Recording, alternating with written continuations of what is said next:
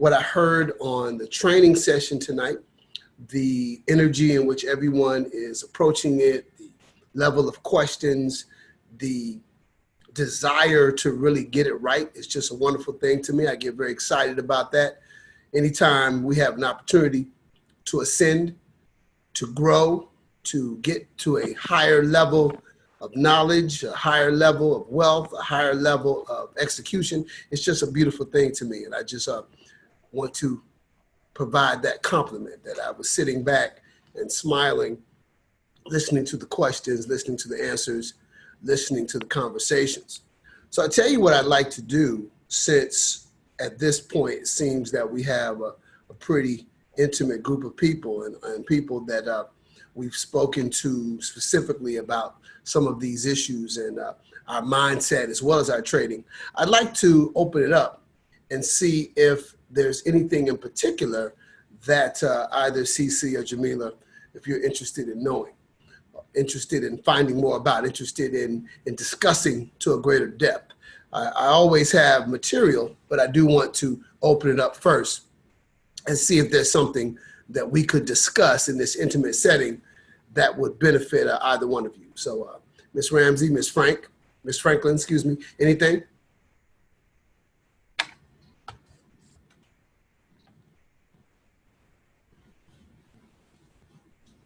Yes, good evening. Good evening. This is Jamila. I am really pulling the pieces together. Your conversation with me last week was really, really telling in terms of telling me about, just be patient. And then I looked at some of the posts that Tasha and Pastor Bird and Gerald had posted. Those they were very, very inspirational because I tend to want to get things very quickly.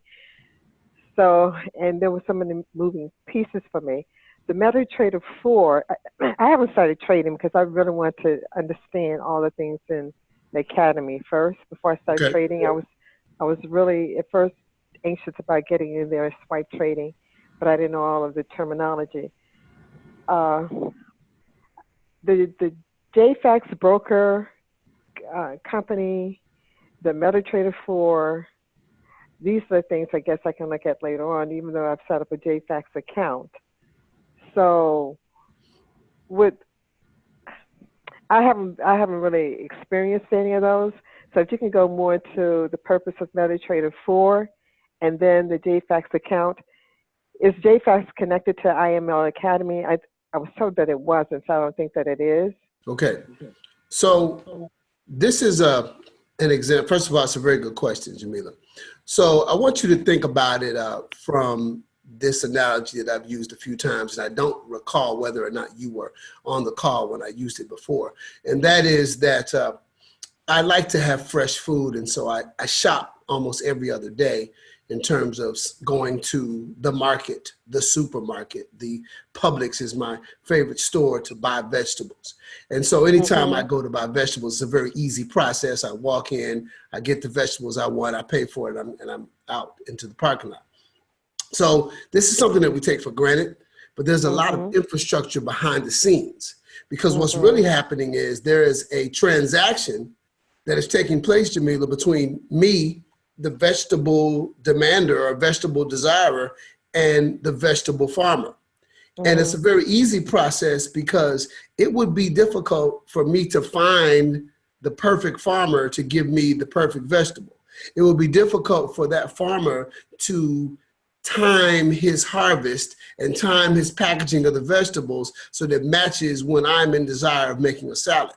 So we create this institution that exists, which is a market between farmer and vegetable buyer. So I say all that to say this: that's an analogy for the way in which the brokering function works. And so what IML is doing is they recognize that anytime you trade in anything, you have to have a broker. So rather than partner with someone, rather than put themselves in a position where they have to get involved in that because they know what their core competency is. Their core competency is providing advice, providing direction, providing an infrastructure for education and for us to be able to identify the perfect trades. So what they do is they simply give you an exhaustive list of brokers, almost a library, so to speak. So my career is I am an academician. I teach. So when I teach, I focus on the classes. I don't have to deal with the library. The library is there, and any information, any resource that I need or the student needs, they just go to that depository of information. That's exactly what the brokerage function is. It's a depository of markets, a depository of intermediaries, a depository of individuals who specialize in bringing buyers and sellers together. So in order for you, trader, to interact with the other side of the transaction, currency pairs, there has to be a Publix. There has to be a supermarket. So no, IML is not related to the broker. It's simply a choice, an exhaustive list of you deciding which one you want. And I have to be honest with you, when I first started IML, I was very curious about that because I said to myself, who is everyone using? Is one better than the other? So one of the things I did was I looked at all of the YouTube videos that are out there by IML. I looked at all of the internal videos that are out there by IML, and I began to look to see if there's a pattern of what brokers are being used so that maybe I can get an indication of who's the best or what provides the best situation.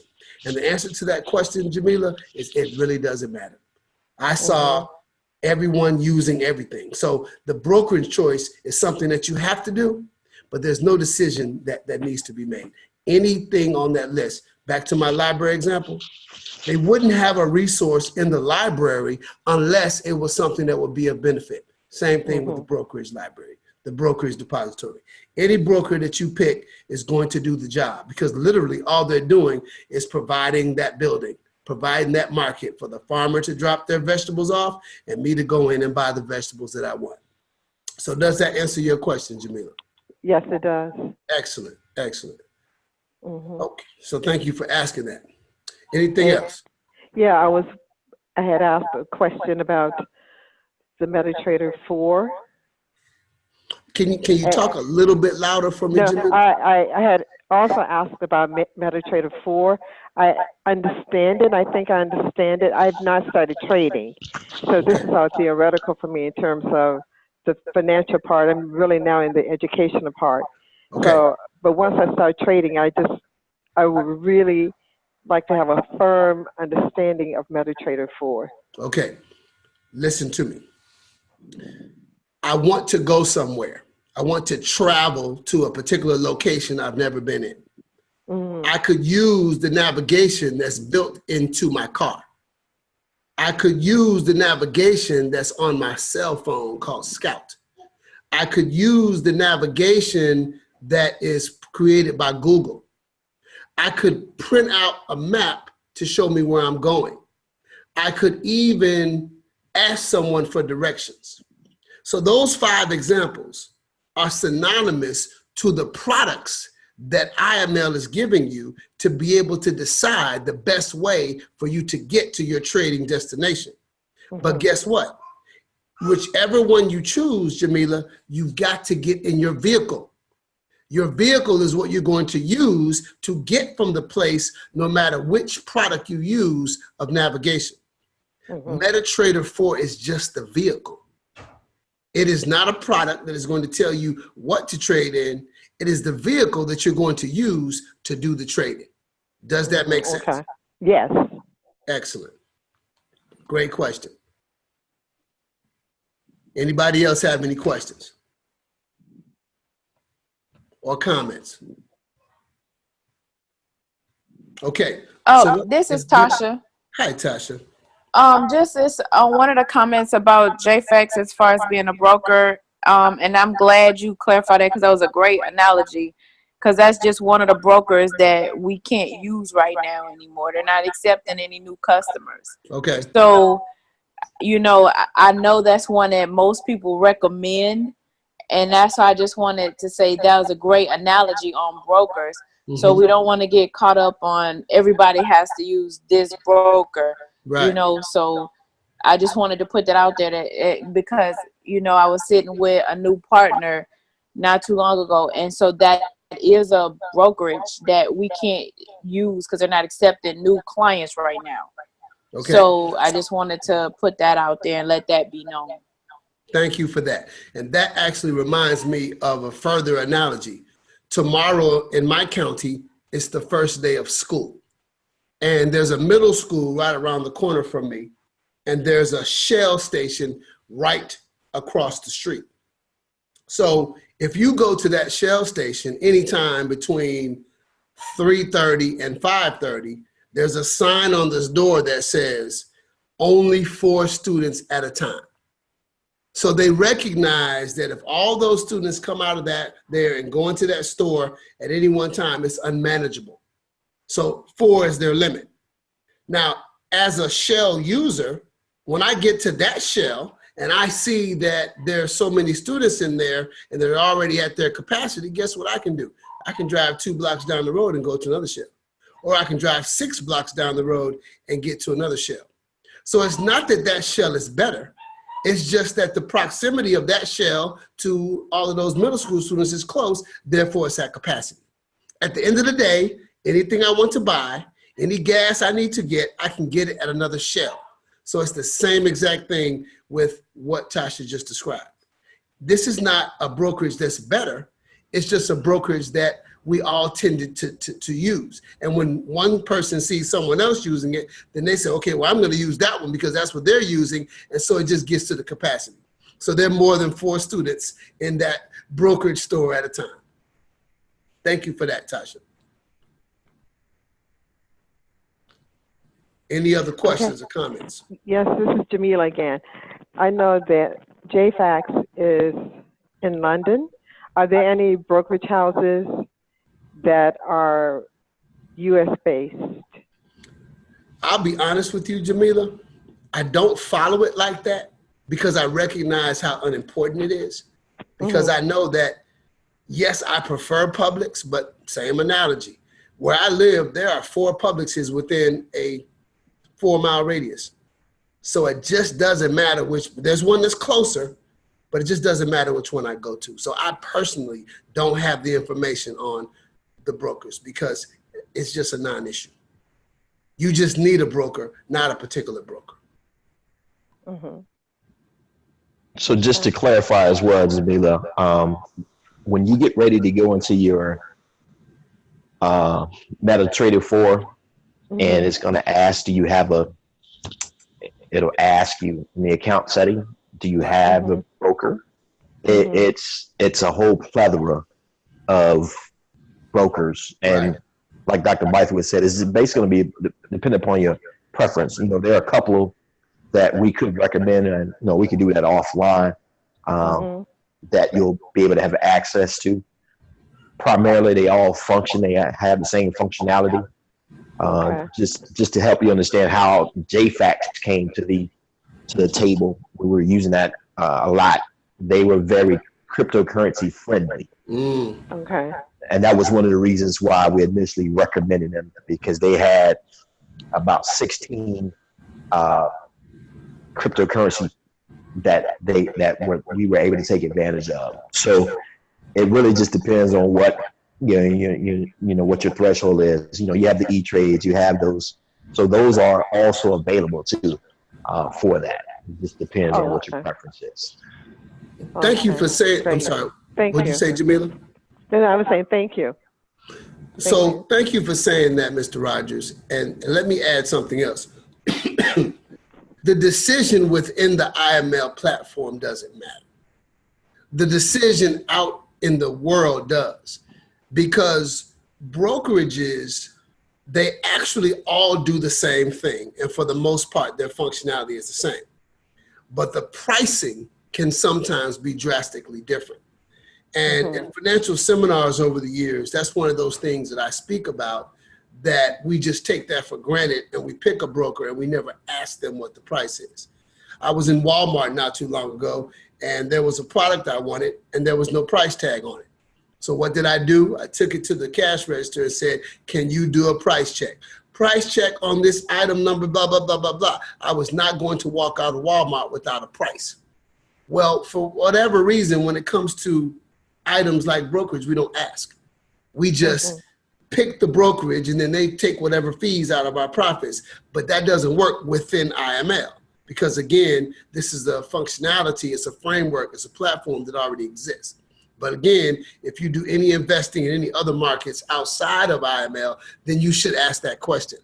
What are your fees and how do you charge them? There may be a brokerage that charges per item. There may be a broker that charges a flat fee. You just want to ask that question. And usually those prices are in percents. So once I find out what the percent is, then that's my comparison. Oh, yours is 0.01%. Okay, what's yours? And then you can just, again, if they're all doing the same thing, then I care more about the percentage than I do anything else. Because again, for the most part, certainly respecting the point that Mr. Rogers made about the cryptocurrency with that particular one. But in general, their functionality is very, very similar. Okay. Thank you both. I appreciate that. You're very welcome. So again, thank you, Ms. Dyer and Mr. Rogers, for those addendums. I think that really added to the flavor of the answer, to the completeness of the answer. So once again, with us having a more intimate crowd tonight, audience tonight, are there any questions, any comments, any testimonies that anyone would like to make?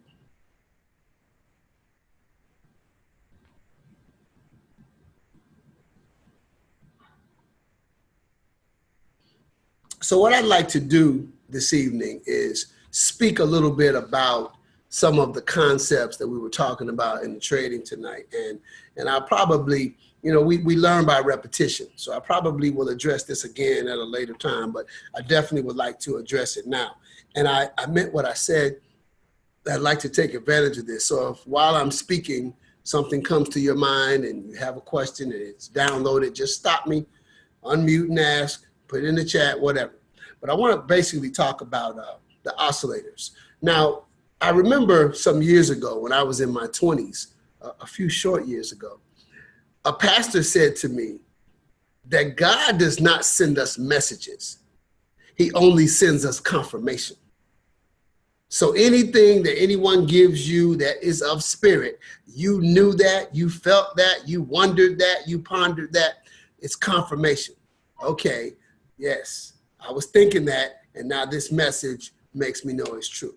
So I say that because that reminds me of the way in which these indicators work when we're talking about how to know when it's the best time to place a buy order and or if it's the best time to place a sell order. So I want to make a distinction, first of all, between a Bollinger Band and oscillators. A Bollinger Band and oscillator are two separate things.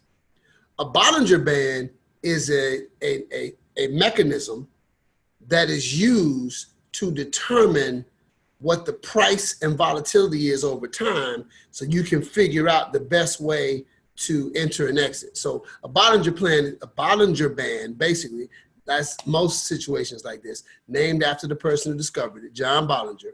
And it's basically saying, let's look at these two bands. And let's ask ourselves that when we look at the price versus the volatility, when we look at the volatility versus the price, we look at those two measures, we want to be able to find perfect combinations of price and volatility to give us an indicator that this is what we should do. So the Bollinger Band stands by itself as a technique. It stands by itself as a strategy. Now, you add to that the fact that you want some confirmation. The Bollinger Band does a great job of saying yes or no, but we want confirmation. So one of the things that we use to get confirmation that what the Bollinger Band is telling us is something that we can trust is an oscillator. Now, an oscillator is not necessarily a financial term. An oscillator is actually a physics term. And it's a term that's used in engineering, and it's a term that's used in mechanical and electronic situations. You know what the perfect example is? Just popped in my head. I know it's 2018 and the technology that we use, the infrastructure for utilities is very strong now. But how many of us remember when there used to be a meter maid, and the meter maid or meter man would come to our house or a building, and there would be a big round item and it would be able to help them tell what the power was. If you remember, there was a little black line in between the meters, and they would read the meters. So the meter would either go from here to there, and they would look at the movement between those 2 points to determine whether or not the utility in the particular building was working. Well, guess what? That's an oscillator. An oscillator is something that measures the points between, or measures the variance between 2 points. An oscillator measures the variance between 2 points. So when we talk about oscillators from a currency exchange perspective, what we're doing is we're getting an extra or an additional indicator so that we can determine whether or not what we see can be trusted, or whether or not there's an additional indication to tell us that this buy point works or this sell point works.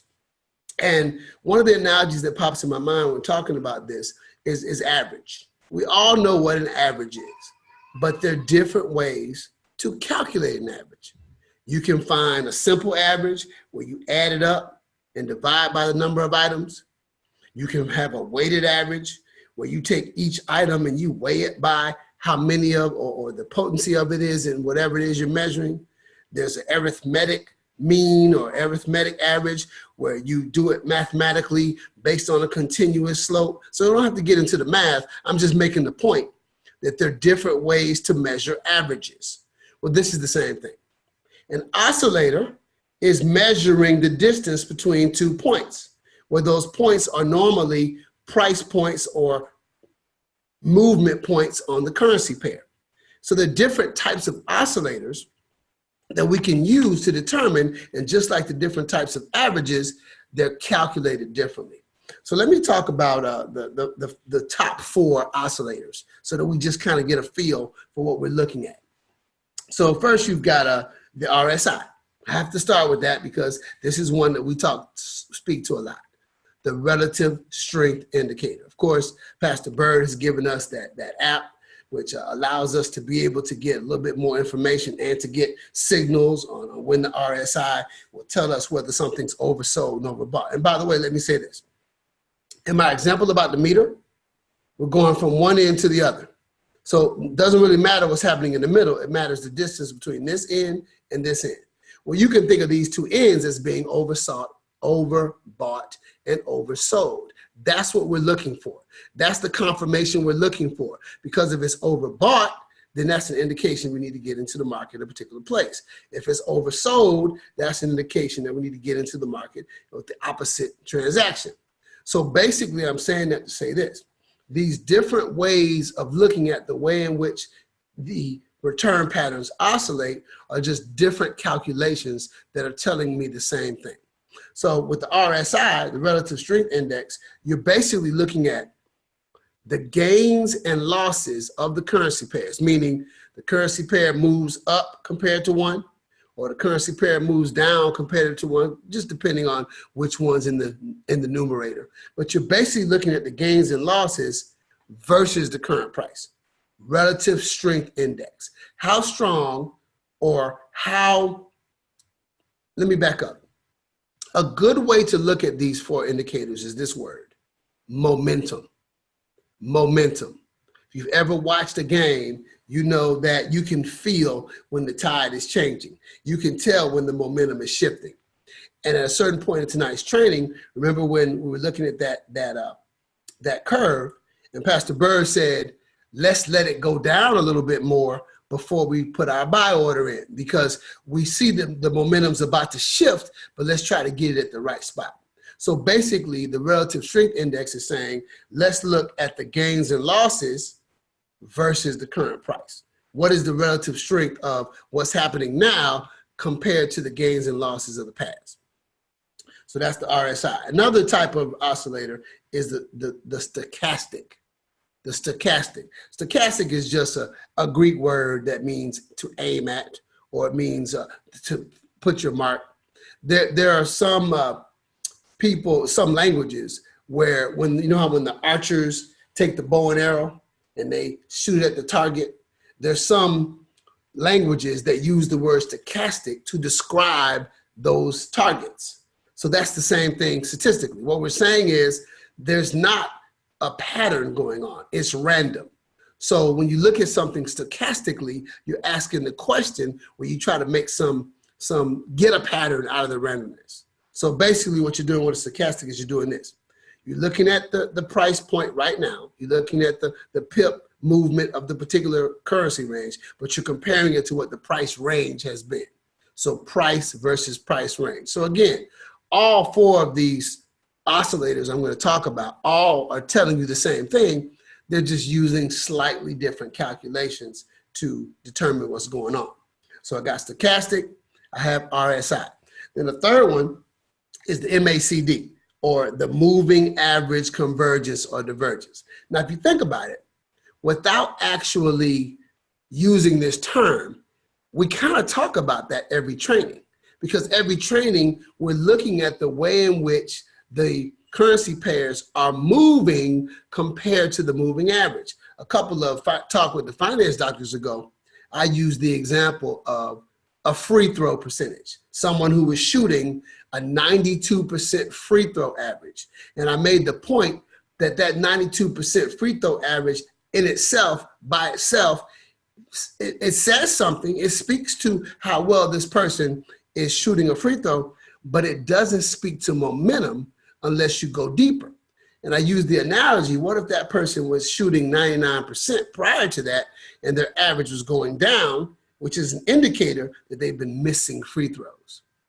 And then I said, what if that person was shooting at an 82% in the past and now it's gone up to 92, which is an indicator that the person is making a lot of free throws.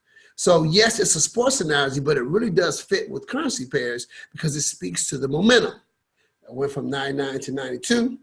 I went from 82 to 92. Now I've said this a lot. One of the things I love about foreign exchange is we really can just disassociate ourselves with how well the currency is doing. We don't care. We don't care whether a currency is doing good or bad. All we care is that there's movement. So what we're looking for is, okay, you're shooting 92%. We're not emotionally connected to that percentage. We just want to know what the momentum is. What's the direction? 99 to 92 or 82 to 92? So basically what the moving average convergence divergence is doing is it's just like that example I gave with the meter, is showing the difference between moving averages. How is that moving average converging? How is the movement in a currency pair moving toward the moving average, or how is it moving away from the moving average? That's why it's MACD, because it's the moving average convergence, moving toward, or the moving average divergence, moving away. So again, these are just indicators. They're just confirmation. These oscillators don't stand by themselves. We use them as a confirmation for something that we already know, or we already think, or we already ascertain, or we already predict, or we already estimate. So the last one I want to talk about in terms of oscillators is what's called the CCI, or the Commodity Channel Index. Now, I get it. We're not looking at commodities, but this is something that was invented in the 1970s that was used to be able to track the movement of commodities. Whenever I talk about commodities, I always think back to Trading Places. So I hope you guys are either old enough or nostalgic enough or go back enough to remember this movie with Eddie Murphy and Dan Aykroyd, Trading Places. So Dan Aykroyd was a rich guy and Eddie Murphy was a bum, and they traded places. And at the end of that movie, they had a scenario where they invested in orange juice futures, and they gave one set of people the wrong information and gave somebody else the right information. So Eddie Murphy and them got rich, and then the other group they lost their shirt. So I said all that just to say this: a commodity channel index is an indicator or an oscillator that you use to show the momentum of a particular commodity. But now it has become, since the 1970s, it's been used so much that now it can be used to reflect currency pairs as well. So again, oscillators representing momentum, showing the distance between 2 points on a graph, or better yet, 2 points in a return pattern. So we're looking at the RSI, we're looking at the stochastic, We're looking at the moving average, convergence, divergence, and we're looking at the commodity channel index. And again, this is important. These oscillators are confirmation of whatever technique you're using, like the Bollinger Band. In fact, I use the Bollinger Band specifically because most people who use Bollinger Bands also follow it up by choosing a particular oscillator to give them confirmation. Okay, so whenever I talk about something like this, I never know how deep to go. So I'll stop there and see whether or not everybody's cool with that, or if anybody has any additional questions on how that works. Any questions about that?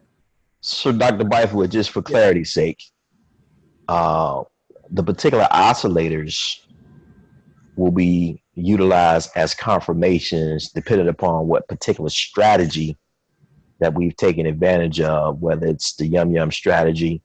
So even with the yum-yum strategy, even though we're looking for a two-candle confirmation, we can also do additional confirmations by taking advantage of the RSI as well as the stochastic, just to continue to confirm and give us a more specific entry point for profitability. Am I correct in understanding? Absolutely correct.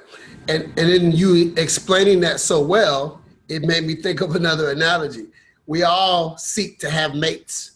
And when we seek out the perfect spouse or the perfect boyfriend, girlfriend, or whatever we look as that person we want to spend time with, we want the person to be attractive. But attractive is not the only variable. It may be the main variable, but there are other variables we look at. Are they kind? Do they love the Lord? Are they this? Are they that? Are they responsible? So pretty is like the technique. And then all the other variables are like the oscillators. These are other things that I look at to determine, is this the right spouse for me? Is this the right trade for me? Is this the right position for me? So I have a technique, I have a strategy, but the oscillator, just like you said, serves as a confirmation or an additional indicator that's showing momentum. Another way to look at it is this. Most of these strategies, they represent the pattern, but they don't really speak to momentum. In other words, let's say I'm running a play in basketball. So the play is like the yum-yum strategy, but I also have to look at momentum. I tell my girls all the time when I'm coaching that you have to make a shot after a steal, because a steal gives you momentum. So we know how to make a shot, we know how to shoot, we know how to do a play, but when you've got the momentum going in your favor, you have to go extra hard to be able to make sure you make the shot. And it's the same thing. We already are establishing this particular strategy, but we've got to be able to dictate momentum and determine momentum, not dictate, determine momentum as an extra indicator that this is the right trade for us to be in. So just to make sure that we're speaking, if I'm very fond of the Cherie strategy, and one of the indicators that I use is the RSI. But if I want to be even more effective and efficient to understanding the RSI is designed to tell me if it's been overbought or oversold. Correct. And then I could also add to that perhaps the MACD to determine what the momentum is as well, if it's converging or the trend is moving away from that point, or is it getting closer to that point? So all of the oscillators are indicating momentum. Okay. I wanted you to know how all of them are because A, sometimes we feel comfortable with one over the other. B, we can do what you just said, but we can look at more than one. That's why I use the example about the spouse, because I didn't just say there's one other variable outside of attractiveness, there's several. So there may be a situation where in order for you to get a second date, all you need is that second variable. And that would be like your RSI example. But in other cases, you may be able to look at all of them. So the more indicators you have, the better. But you only really need one to reflect momentum. Having more than one just makes it more confirmation. Fantastic. Fantastic. Thank you so much for providing this level of comprehension and understanding. So as we're looking at these particular different indicators, as we add them to our MetaTrader 4 account, these different oscillators just gives us that much more. I mean, I love the analogy. You second date, first date, do I decide to get married?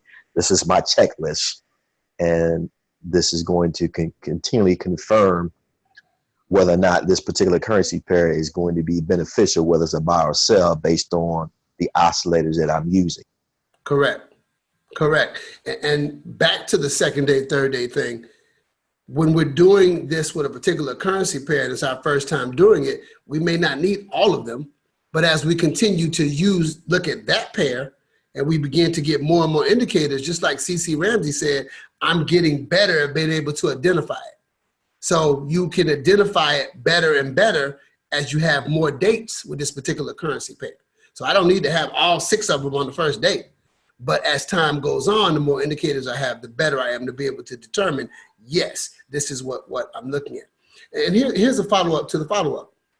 Remember the part of the training when Pastor Bird hit the 15-minute one and then looked at what the curve was doing and then said, hey, let's check the 5-minute one because it'll give me a tighter view of it. Then you hit the 5 and say, oh, okay, it's showing me the same thing. Well, the 5-minute could have showed you something different.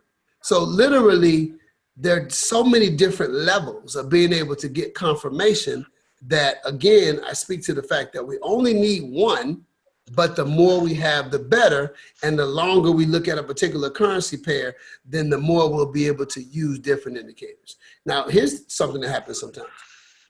I will look at, say, 3 different oscillators, and one will show me yes, and the other 2 will show me no. Whereas yesterday when I did it, all 3 said yes. So that gives me an indication that, wait, maybe this is not something I want to feel comfortable with because I'm usually seeing 3 out of 3. Now I'm seeing 1 out of 3. So there's just so many different layers of how you can look at these oscillators to determine them, because that's the whole point. Because they're all calculated differently, they each give you a different feel, a different flavor for whether or not the momentum is going in your favor. So literally, excuse me, everything I've said is true, everything you've said is true, but I always say this, the one question on the multiple choice exam, all of the above, this is the all of the above situation, where it can literally be any combination of oscillators for me to say yes, no, or hey, I'm really not sure.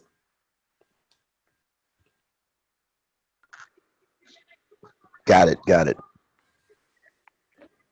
Any other questions, comments, or testimonies from anyone? So I would like to provide a mindset opportunity that came to me earlier today, and I said I wanted to share it on this call. I have a daughter that's going into her senior year, and one of the things that she's really doing, actually, let me be honest, I'm putting a lot of pressure on her that she's got 1 more year to make adult decisions. And I realize that as a father, I've enabled her because I like to serve my queens. And so in me serving my queens, now it's a situation where they've relied on me to do everything. And so now I've got to kind of let go and let them make adult decisions. So I've been really aggressive about doing that. So one of the things that this child has been doing is she's been asking me a lot of questions on how to manage situations in her life. How do I handle this? How do I do this? How do I do this? So one of the things that she asked me was about some emotional situations she's having. How do I function without letting this bother me? And how do I function without being affected by this? And how do I deal with this when this happens and that happens?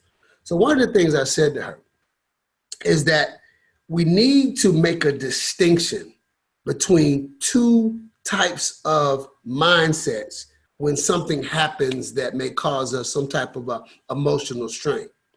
And I gave her the distinction between A, solving a problem, and B, finding a solution.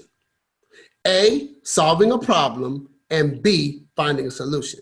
You have to make the distinction between A, solving a problem, and B, finding a solution. Now, if I could go on a slight tangent to my tangent, as a professor, it occurred to me very early in my career that the mindset that we have in these tough classes like finance and economics and accounting is we automatically put people on the defensive, because you read these chapters, and then when you finish reading the chapters, the next section is problems. Problem is a very heavy word. Do we have to do the problems? I have to do the problem. I'm having trouble with this problem. Can you help me with the problem? Did you turn in the problems? So literally, the more we say that heavy word, it kind of makes our shoulders tight and puts us in a position where there's a lot of stress and anxiety associated with doing the problems. So I explained to my daughter that solving a problem means you hold on to it. You hold on to the issue. You hold on to the subject matter. You hold on to what was said. You hold on to what was done to you, and you try to figure it out. But finding a solution is where you let it go, and you let the solution come to you. Solving a problem, holding on, and figure it out. And the whole time you figure it out, there's a cloud that's riding with you as you try to figure out the solution. But when you find the solution, you let it go. And I say we're finding a solution, but in reality, when you let something go, the solution finds you. But the beautiful part about it is the difference between solving a problem and finding a solution is your ability to be able to not take personal whatever has been done or said to you. 9 times out of 10, the person who does or says something to you is doing it out of their own pain. Hurting people hurt. I'm hurt, so let me project that on you by what I say. I experienced something negative, so let me project it on you. So if you look at it that way and you let it go, it's so much easier for you to be in a position where you find the solution. So I just throw out for you to digest tonight that as we navigate through life scenarios, as we deal with the logical and emotional scenarios that occur to us, rather than solving a problem, let's just find a solution. Thank you very much for your attention this evening. And unless anyone else has any questions, comments, or testimonies, Tasha, I'll turn the call back over to you. But thank you so much for the information that was shared with us this evening. It was just phenomenal. And I know for myself, it was very educational. It was very informational. And I know it's going to help when we're looking at the charts. I know it's going to help when we're actually analyzing our trades. That is what this call is designed to do. So I thank you so much for how you are able to help us with that. You're very welcome. And I'm sure I'm thanking you for everyone else on this call as well. So with that being said, everyone, I also invite you to our Sunday night leadership call, the Sunday night leadership call, and the Monday night BYOB Power Start at 9 p.m. utilizing the same link, iamthebank.net. You definitely want to tune in. You want to plug in for that leadership call. What these leadership calls are designed to do is it is designed to help grow your finances and grow your mentality to put you in a position to grow and maintain residual income. So on Sunday night at 9 p.m., you want to be on that leadership call. That is what that call is designed to do. It's for your residual component, your residual income. And then once again on Tuesday and Thursday night, we are back for our tools training call and also our talk with the finance doctor. I want everyone to have a blessed evening. You all have a wonderful weekend. Happy trading. Let's catch some pips. Let's talk and post results. Because myself, I know if I get excited about the success that everyone else is having, that you are personally having, I know that you are personally getting excited about it yourself. And I encourage everyone, use your demo account. Don't hesitate. Do not halt in trading. I can personally attest, and I can tell you from myself and my personal experience and from what I've heard from other individuals on these calls. Do not trade. Do not hesitate. Don't wait. Use your demo account. That is the purpose behind it, because you will learn, and all the things that we're learning and that we're seeing will make sense to you as you go through and as you're demoing. as you're trading, because you're putting it to work and you're putting it to practice. Correct. But make sure you're on your demo account while you're learning, while you're practicing, while you're going through this education platform, while you're doing that. And it will make much more sense, and you will be educating yourself to where you will be earning and learning at the same time. So I will see you back on the call on Sunday night, and this will officially conclude this call. God bless. Good night, everyone. Good night.